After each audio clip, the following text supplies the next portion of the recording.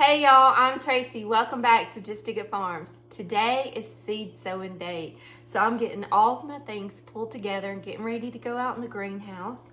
I've got my seed sowing schedule here. So today I'm going to be working on sowing my artichokes and carrots, broccoli, cabbage, cauliflower, and Brussels. And my herbs is peppermint, passion flower, hyssop, yarrow, and echinacea. I've had my echinacea seed in the refrigerator now for 2 weeks, going through those cold temperatures, through that cold stratification process, and they should be ready to start in my trays. So I'm pulling all of my seeds together and I'm going to be putting them in my empty photo storage case here, and this will be what I'm taking to the greenhouse with me. These are my two medicinal herb seed collections from HISEA, and some seeds are coming out of both of these collections, so I'm going to go ahead and take both of these out there, put them in my case. Okay, I've got artichokes, so I'm going to put it in here. And then we've got carrots. Let's see. This one has all of my carrots in it. Take it out there. Then I've got broccoli. This one has all of my broccoli. Then I've got cabbages. Okay. And cauliflower. And Brussels sprouts. And then on my herbs, I've got echinacea, peppermint, passion flower, hyssop, and yarrow, and all of those are in these medicinal herb seed collections from HISEA. So I'm just going to carry those tins out there. And I got to get my echinacea out of the refrigerator.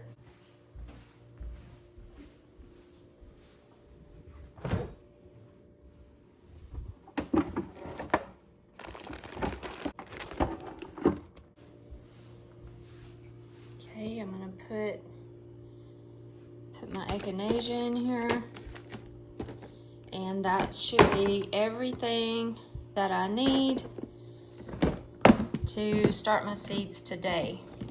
Okay, we've got everything that we need in here, and we are ready to go to the greenhouse and start sowing seeds.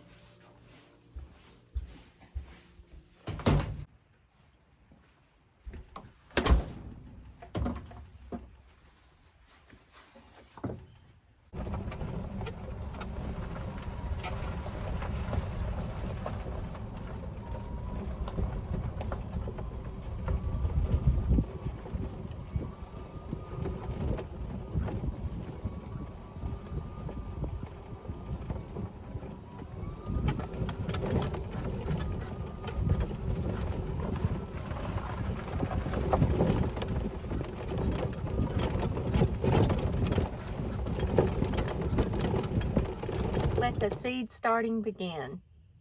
Okay, I think I'm gonna start with the vegetables first. So I'm gonna start with some cauliflowers. And I'm gonna do graffiti, the purple. I love this purple cauliflower. It is beautiful. And I'm gonna do the Minuteman white. And I'm gonna do some cheddar.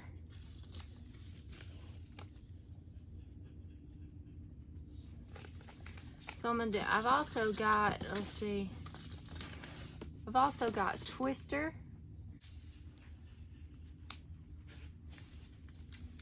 Start with the Flame Star first. This one is so pretty.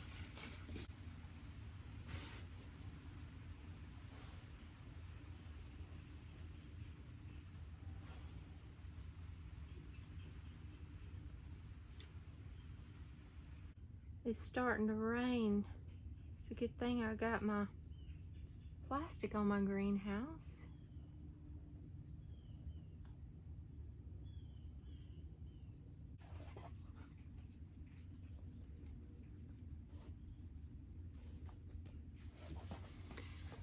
My labels here are just recycled from plants that I've bought. They work just fine.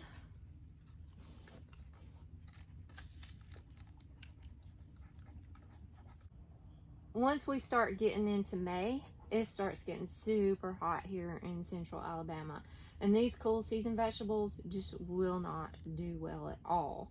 Now, our tomatoes, peppers, okra, all of those things, they like the heat.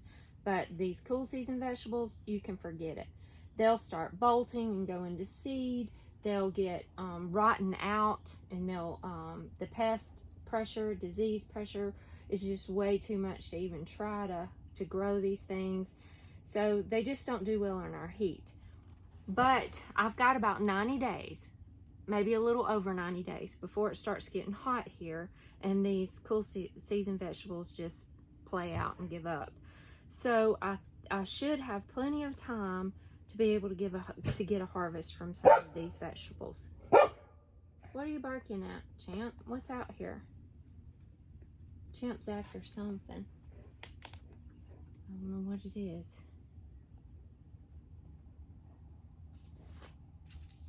What are you after, bud?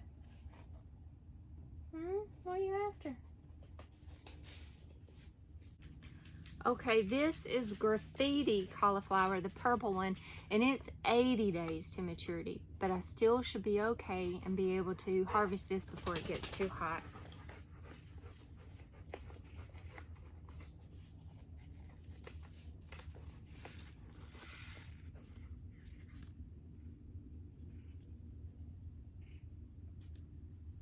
I love these colorful vegetables. You know, the more colors you eat, the more different vitamins and nutrients that you get for your body. And I just love growing all these colorful vegetables. I love cooking with them. It makes cooking fun. It makes eating them fun. I just love them.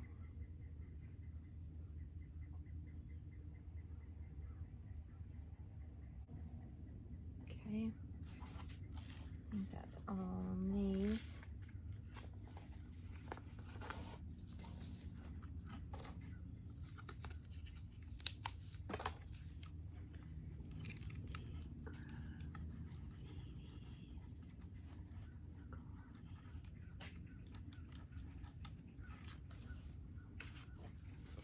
And the way I do my seeds is I do a little indentation with my finger and I put the seeds in there. They're real tiny. So then I come back and just kind of cover it lightly with the soil. Just making sure the seed's covered. Not too much. And I think I'll go ahead and do in these last two, I'll do the twister. Do a little bit of the twister, and it's got 75 days to maturity.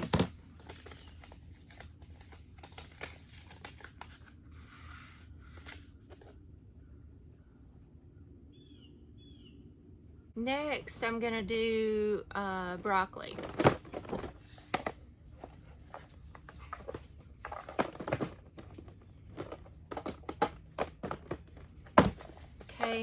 Okay, I've got Green Magic and I've got Godzilla. These are the two I'm gonna do. Let's see.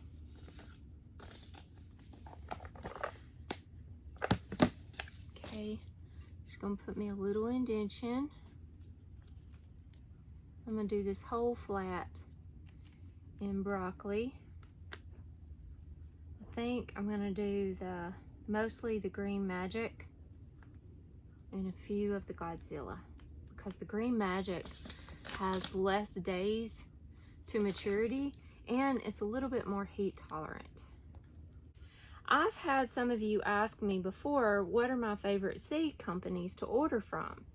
And Haas Tools and Seed is my #1 pick. They're my favorite because we absolutely love Greg and Sheila. We love the whole gang over at Haas Tools. We did a tour there this last year, and got to tour the facility and everything. We hung out with Greg and Sheila for a couple days, and it was really wonderful. And we're good friends with Greg and Sheila, and I love Carrie and just the different people that work there. It's just an awesome company. We saw their seed room and saw their process to where they check germination, the germination rate on the seeds, and it's just a really good company. And I've always had really good success with the germination rate of their seeds that I've got from them.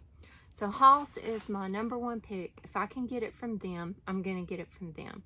If not, there's some things that I love to grow that's heirlooms. Haas also carries heirlooms, but there's some things that they don't carry that I do love to grow, like moringa. Moringa is one of my favorite herbs to grow, and Haas doesn't carry it, and they tried to get it for the collection, but they just couldn't get a supplier to be able to get that and get it in the collection, but I think they're still working on it. Baker Creek carries the moringa, and they carry other things that I really love to grow, like the Queen Lime series of zinnias. I absolutely love those. They're beautiful. They carry some beautiful nasturtiums, different colors of nasturtiums. There's just some different heirlooms and some different flowers and herbs and things that Baker Creek carries that Haas doesn't, so I order those from them. Then there's M.I. Gardner. I've ordered some things from him, and he really is, that really is a great company. His name is Luke. He has a YouTube channel, and it is a really great company to order for seeds from. So he has a pretty good selection, and I order some things from M.I. Gardner. Botanical Interest is my next favorite place I like to order seeds from. They have a lot of wonderful selection of herbs and flowers and vegetables, so I like to order from them too. Those are my top 4 companies that I like to order seeds from. Okay, now I'm going to do my Godzilla, and this is 70 days. I should still be fine, but I did more of the Green Magic because I know it's more heat tolerant. I did really well with it last spring. In fact, I've still got some in my freezer that we're eating on. I think I'm down to my last pack or 2.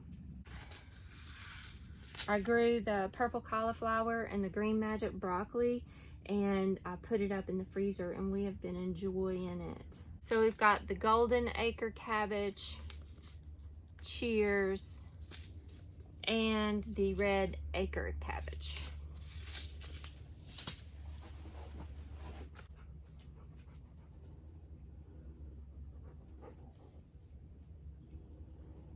Hey, champ. Hey, buddy. Okay, my next one to do is Brussels sprouts. And Brussels sprouts are kind of tricky to grow here for an early spring harvest because they take so long to get to maturity. 90 days is the maturity date on Brussels sprouts. Last year, my spring crop of Brussels sprouts was not good at all. About the time they finally started forming their heads, it was getting too hot for them. And I grew a lot of them, and they just did not turn out well. That was pretty disappointing. But I also started them a little bit later than what I'm starting them now. So I hope that if I can get these started, maybe I can get some Brussels sprouts for spring. And I'm actually putting like 2 seeds in each little thing here. And that way I have a better chance of them germinating and coming up. Because if they don't germinate the very first try, then there's no sense in even trying again because it'll be too late. So I just did Jade Cross Brussels sprouts from Haas. And then I've got some Red Reuben from Baker Creek. And I'm going to do the Long Island Improved. So we'll give it a go and see if it works. Hopefully it will, because we love Brussels sprouts. The next thing I'm going to do, and this is something that really is not recommended, and it's to do carrots in trays. carrots is something that is really better if you direct sow them into the garden, because they do not like their roots to be disturbed at all. For some reason, I just have a hard time getting my seeds to germinate when I direct sow them in the garden. I get sporadic, one here comes up, one there comes up. Now this past fall, when I planted them in the garden in these raised beds out here, they all came up. They did great. They were looking beautiful and doing so well. And then we had that Arctic blast come in, and it actually killed all of my carrots. So, and I covered them with pine straw pretty thick, and it wiped them all out. They're gone. I've grown carrots, but just not at the capacity that I want to. So I did do this 2 years ago. I started carrots in a tray, and then I just transplanted them to the garden just as an experiment, and they really did well. I got some really good carrots that year. So I thought, why not? I'm gonna go ahead and do it again this year. I was talking to my friend Holly, who manages the community garden, the other day on the phone, and she was saying that she just seeded her carrots, and she always does her carrots like this in trays. So I thought, you know what? I'm gonna do it again this year. And I've got a lot of different carrots. I love carrots. Let's see, I've got the Bolero carrot. I've got Purple Sun. I've got St. Valerie. St. Valerie. I've got Coral. I've got the little Parisian carrot. I've got Envy, Corota. I've got Cosmic Purple, Kyoto Red, and I've got this Seeds of Change colorful mix. I'm also going to direct sow some carrots, and that'll be about around February 10th or so, I believe. I'll start direct sowing the carrots in the raised beds again, but I am going to try some of all of these in my tray here. Carrots are tiny, tiny seeds. Super tiny seeds. So I'm going to just lightly sprinkle some on here. I'm doing, you know, more than one. I'm doing several. And then I'll just thin them out. I got all my vegetable seeds sown. So now I'm using these trays here. They don't have holes in them. And I'm putting my seeds on top of these, because these are going in the house and going on the heat mat and the grow shelves, and that way water or nothing can come through the bottom of this tray. Plus I can bottom water. I can put water in the bottom of these trays and keep my plants watered that way, and that way my seeds don't get dispersed or anything.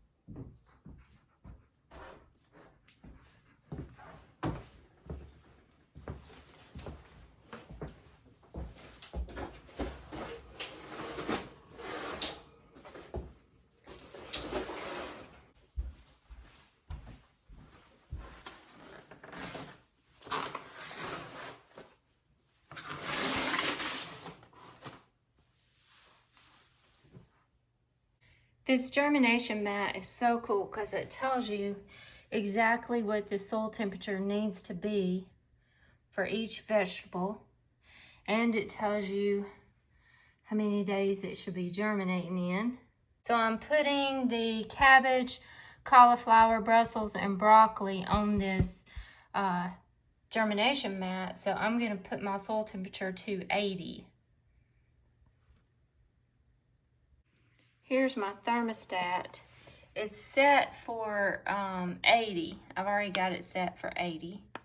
And it's at 65.1 now. It's rising. This right here is the little probe that you can stick down in the soil and you can see what temperature it's at. Now I'm working on sowing the different herb seeds from the 2 different collections from HISEA. I've already sown the echinacea seed. That was one that had to have cold temperatures. I had it in the refrigerator for 2 weeks, pulled it out, and I just sowed those in a tray. Then I did peppermint, passion flower, hyssop, and yarrow. I did all of those in these trays here. And they're all pretty much the same. They're really, really tiny, tiny seeds. So you don't cover the seed. You just kind of put it on the soil and press it into the soil. And all of them have the same requirements. You want to keep them moist, not soaking wet, but moist. And you want to keep it at about 65 degrees Fahrenheit.